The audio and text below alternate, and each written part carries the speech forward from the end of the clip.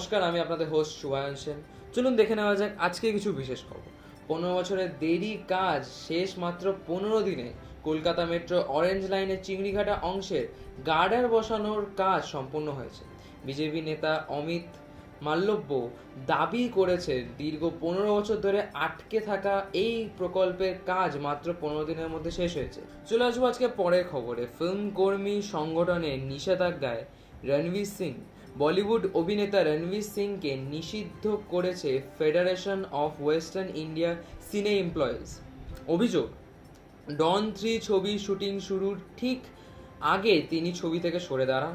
এর ফলে প্রোডাকশন হাউসের বড় আর্থিক ক্ষতি হয়েছে বলে দাবি করা হয়েছে। চলে আসবো আজকে পরের খবরে। আসাম বিধানসভায় ইউসিসি বিল পেশ।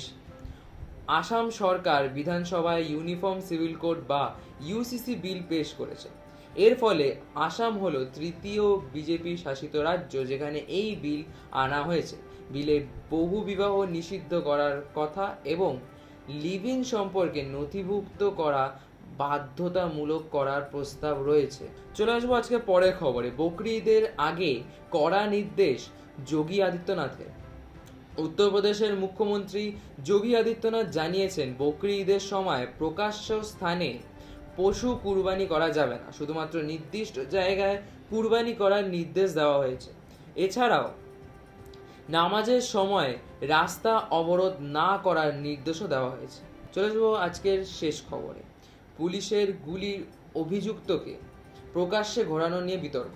হাওড়ার অভিযুক্ত দুষ্কৃতী আকাশ সিংকে প্রকাশ্যে ঘোরানো ভিডিও সামনে এসেছে।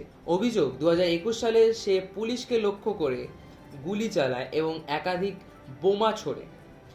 এই ঘটনাকে কেন্দ্র করে রাজনৈতিক মহলে শুরু হয়েছে নতুন বিতর্ক। ধন্যবাদ, ভালো থাকবেন, সুস্থ থাকবেন। Stay tune with Swan news.